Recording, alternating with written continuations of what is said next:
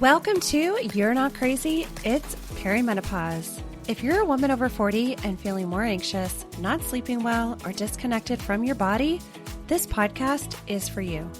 I'm your host, Jenny Smith, functional medicine health coach, here to help you understand what the heck is happening in perimenopause. Each week, we're diving into real-life conversations about how our changing hormones impact anxiety, sleep, and stress, and I'll share simple strategies to help you feel normal again. So grab a cup of tea or beverage of choice, get comfy, and let's dive in.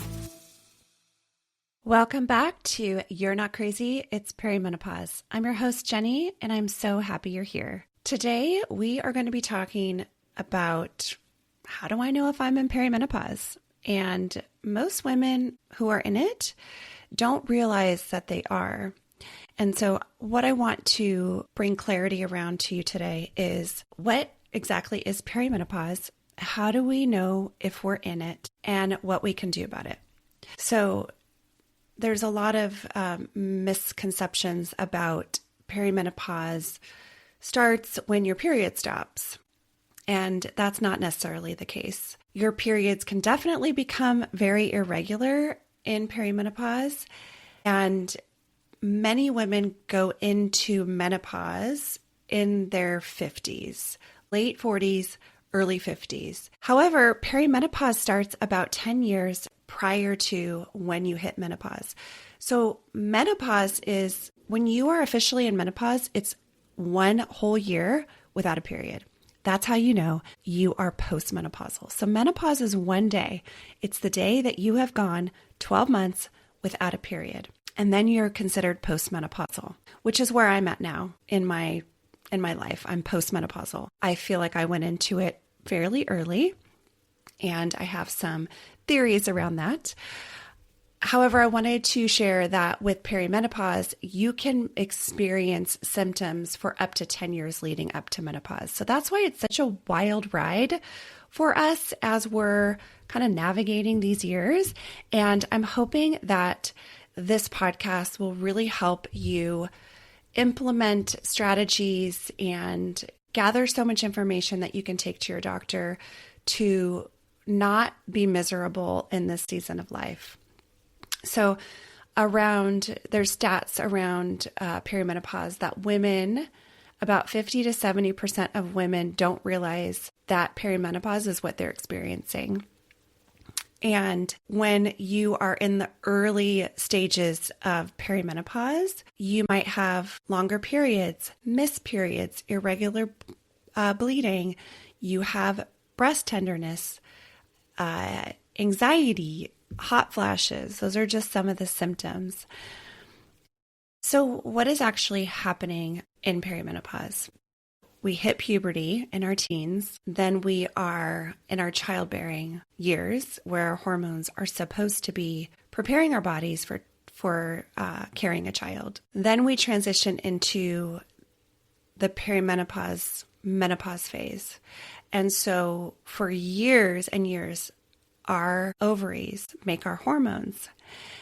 And when our ovaries start to slow down, our adrenal glands take over. So our adrenal glands are the small glands that sit on top of our kidneys, and they can produce tiny amounts of what our ovaries used to produce as far as hormones go. And that is why women start to notice a huge sensitivity to stress at this time, because they might be able to, they have a really stressful job and they've been able to manage it all these years with no problem. And now all of a sudden they can't take it anymore. The stress is keeping them up at night. Their mind is racing. And it's because your adrenal glands are pumping out cortisol while also trying to make your hormones and give you the hormones that you need. And this is why you might be feeling so miserable. And this is why chronic stress in midlife can make symptoms like fatigue, weight gain, anxiety, and sleep struggles feel even worse. So it's going to be super critical that you are supporting your stress health as your body is trying to manage this shift in what's happening with our hormones. And the ovaries are saying, I'm done, I'm retired, here you go, adrenal glands. And then the adrenal glands are also going to be managing how much cortisol is being pumped out, as well as our hormones. So we really have to take extra care in how we are caring for ourselves in this time of life, in this season of life. So let's talk about the hormones involved and what is actually happening. So progesterone is usually the first to decline. It's the first one to start dropping. And progesterone is our calming hormone. It has a calming effect on our body. It calms our brain by enhancing GABA, which is the chill out neurotransmitter. And when this drops, you begin to feel more anxious. You have trouble sleeping. You're irritable all of a sudden for no reason. And your periods are kind of all out of whack. And this is why, people are snapping at their loved ones, their husbands chewing loud, or their kids are getting on their nerves. And it's like, why am I so agitated? Like, you are even more agitated with yourself because you're like, why am I so agitated? I'm so frustrated with myself. This is why, because the progesterone, the calming hormone, is dropping, and we don't have it like we used to. So I can tell you that this was my very first symptom. And at the time, I didn't know anything about hormones. And I went to my gynecologist, who was a male, by the way. Not sure how much he personally experiences these things. I'm sure he hears about it from his wife and all of his patients. But that's just, another layer on my experience with going to my doctor for help. I was having extremely heavy periods to the point that I would have accidents at night when I was sleeping. And that was the time where I had slow flow, I guess, to say it. Like, it was a slower flow, but it was so heavy that it was coming out. And in the middle of the night, I'm just like, what is happening? I would have like clotting. It was so heavy and it was scary and it didn't make sense to me. So I went to my doctor and he was telling me, okay, well, we can look at the uterus and we want to do an ultrasound of the uterus. So we did an ultrasound of the uterus. Everything seemed fine. Then he did a biopsy of my uterus to make sure that I wasn't dealing with anything crazy like cancer or anything like that. Then he recommended his problem-solving method was to have a uterine ablation, where they essentially cauterize the uterine lining so you don't have a period anymore. It was almost everything that I had been hearing about from friends and, fellow acquaintances. They were talking about the uterine ablation, that they had it. It was amazing, all these things. And I thought, okay, well, my doctor is recommending this and I will go ahead and do it because I don't want to deal with these heavy periods anymore. And so I went through an invasive procedure where I had to be put under anesthesia, and he essentially fired up my uterus and didn't have a period anymore. Now, let me explain to you the issues now, in hindsight, looking back, the issues with that was, well, yeah, I don't have a period anymore. So how am I supposed to know when I'm in menopause if I no longer have a period? And that was very confusing for me, and it was frustrating for me. And I wish I can go back and do it over, and I would not do it. The other issue is that my doctor did not even talk about, you're in perimenopause, and this is very common. How about we supplement with a progesterone supplementation, like a hormone replacement therapy, to help kind of regulate those periods and to make sure that you're not struggling and having these cramps and all the things. Like, I never used to have cramps, and I was all of a sudden having cramping. So that was the very first sign for me, was my irregular periods. Then eventually your estrogen starts to decline, but before it declines, it fluctuates up and down and it's chaotic. You might notice that you have more headaches than you used to. You are feeling like down and depressed and are experiencing brain fog at work. You have these words that you know what you want to say, but they're not coming out. You're like, I feel so dumb right now. How many of us can relate to that? That has happened to me so much. Also, low libido. That's another area where we are experiencing symptoms of fluctuating estrogen. Weight gain, especially around the midsection.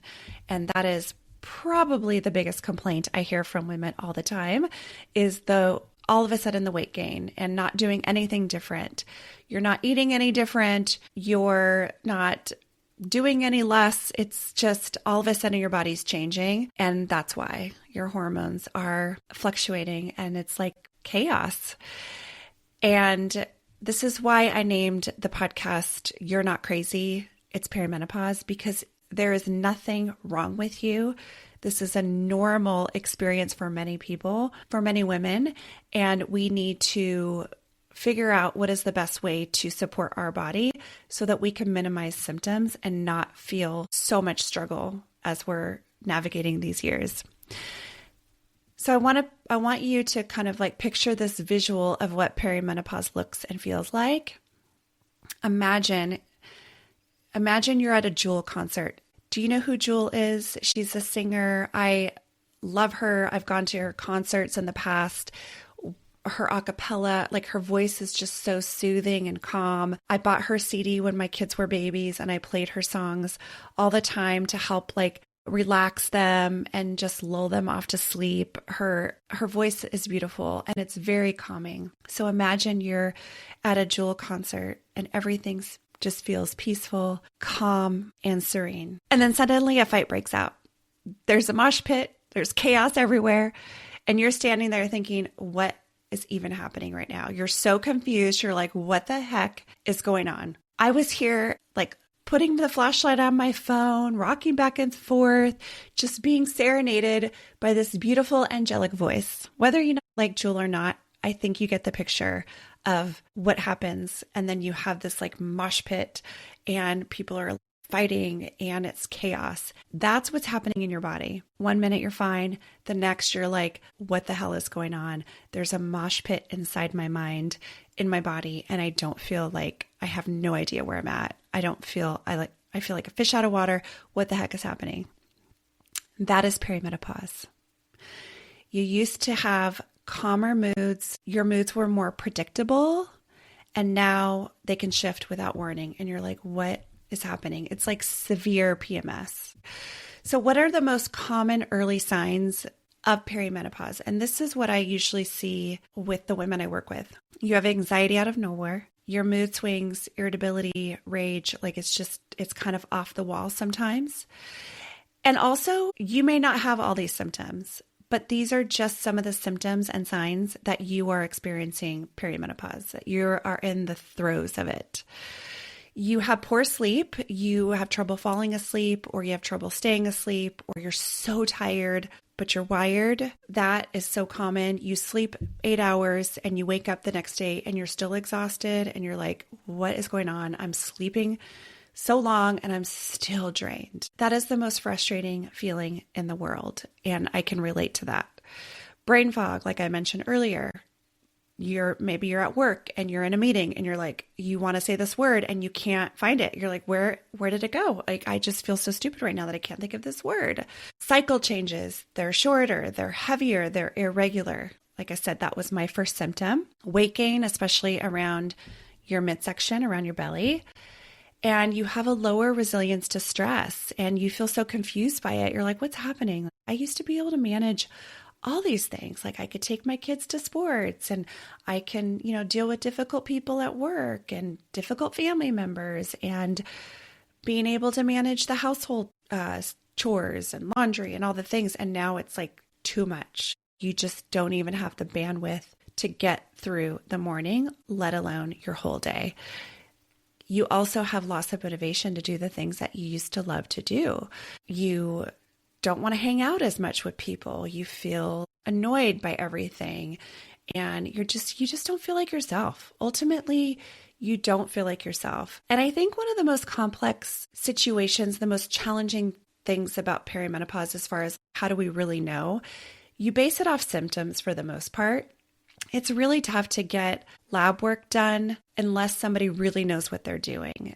And my doctor, who was helping me with my heavy periods, he tested my hormones and he immediately wanted to put me on a testosterone pellet. And I thought, okay, that was another thing everyone was doing. They were doing testosterone pellets and it was like $350 a month. And once you insert this pellet, it's in your body for 3 months and you have no control over it. You have to write out whatever waves it gives you. And for some reason, likely my intuition told me not to do it. And I told him, I'm not going to do that. I'm just not ready for that. And I'm really glad that I didn't, because testosterone is usually the last treatment, the last line of defense. We want to address progesterone. And whether you're addressing it with hormone replacement therapy or natural calming herbs, that is what we want to address first, because that's the first to decline. So lab work at this time can be very challenging because your hormones are all over the place. It's literally like a roller coaster ride. So it's hard to make sense of labs unless you're working with somebody who knows what they're doing. They will need to test you at certain times of your cycle. They're going to ask to do potentially a saliva test or a urine test, which is essentially a Dutch test. And I've done that before, and a Dutch test is amazing. It's not covered by insurance. It's very expensive. It's very hard to read. And you have to have somebody who knows what they're doing to help you navigate that. But you can certainly base where you're at on your symptoms. And so these are the symptoms you want to look out for, the ones that I had mentioned. And so with all of that, what I want to say is that perimenopause is not something to fear, to try to avoid, to really stress over, because that's the last thing we need to do, is to have more stress in our lives. I encourage you not to stress so much over that. You're going to go through it. And maybe you're going through it now. Maybe you're past that like me. Some people are going to experience it different than others. Everyone is different. And you want to keep an eye on what's changing for you. And anything that I shared with you today that might resonate and think, maybe there is something that I should talk to my doctor about. And finding a doctor that you can trust who is educated on women's health is, I think it's key in this situation. So again, some people experience symptoms worse than others, and we're all different. But there are things that we can do about it. So let's get to the positive part of this podcast. So we discussed kind of the negative ramifications of going through perimenopause, but let's talk about what we can do about it, because we have so much control over it than we're really led to believe. So the first things first is you want to protect your nervous system. And what the nervous system essentially is, it's your stress health. To put it in the simplest terms, it's how you're managing stress, and it's your stress health. And so first and foremost, it's really important to focus on your stress health. And several ways that we can do that is making sure that you're protecting your sleep, that you're not putting off sleep, that you're not going to bed super late, doing your best to protect your sleep. And I want to say that we will talk about ways to do this in future episodes. I'm keeping the episodes as short as possible so that they can be more digestible and not overwhelm you. And so we will talk about ways to implement these strategies, but protecting your stress health, protecting sleep, regulating your stress, saying no more, delegating things off your plate, which is easier said than done. And so we want to protect our stress hormones. The next thing we want to do is blood sugar stability. And so essentially, blood sugar impacts our hormone insulin, and I'm going to talk about that later too. But insulin has a lot to do with our hormones of like estrogen and progesterone. So we want to really make sure that we're eating well. And two of the areas of focus when it comes to nutrition that we need to prioritize is protein and fiber. And I'm not seeing it enough with women. They're just not eating enough protein and fiber. They're actually eating less. And when you're not eating enough, you're not supporting your hormones and you're going to feel worse. So women are like, I'm gaining weight. I can't eat anymore. I need to restrict food. I need to restrict calories. It's actually a detriment to what you're trying to do. So making sure that you're eating enough protein with each meal, at least 30 grams of protein. And if you have not downloaded my protein guide yet, I highly recommend that you do. I'll link it in the show notes. I show you an actual visual of what 30 grams of protein looks like. and how to add it to your meals to make it simple. And it's not like creating recipes. It's not spending lots of time in the kitchen. It's actually throwing together protein sources to make sure you're getting enough protein and eating enough fiber, which is vegetables and fruits and flax seeds and chia seeds, and getting enough fiber so that you're supporting your body and that you're able to make sure you're going to the bathroom every day and releasing some of those toxins and extra hormones and things like that that we need to get out of our system. And so that eating enough protein really helps with our happy messengers in our brain.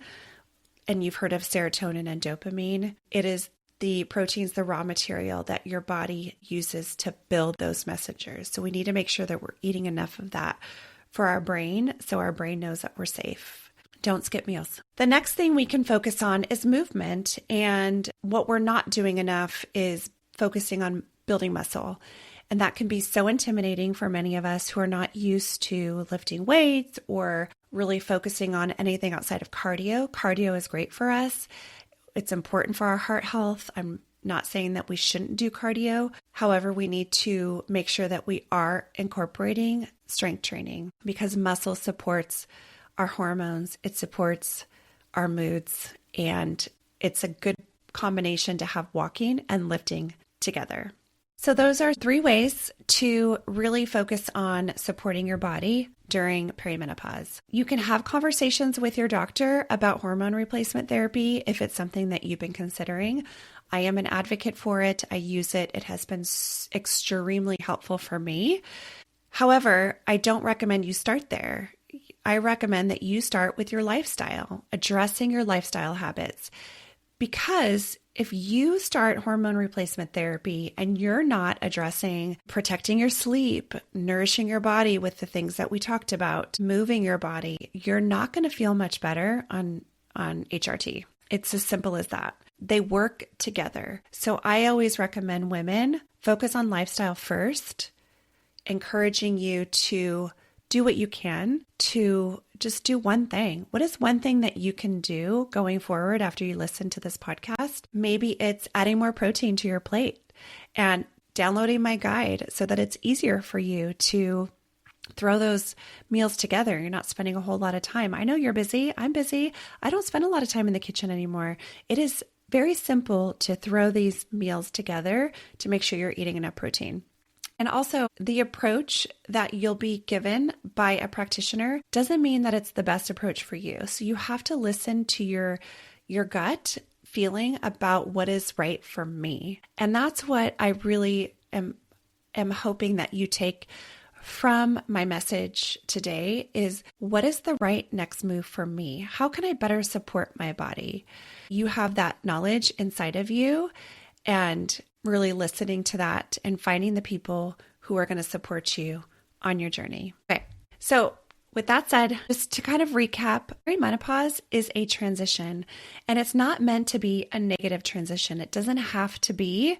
It's our body's way of saying, all right, we are transitioning out of this season of our life, and now we're moving on to this beautiful, beautiful season of renewal.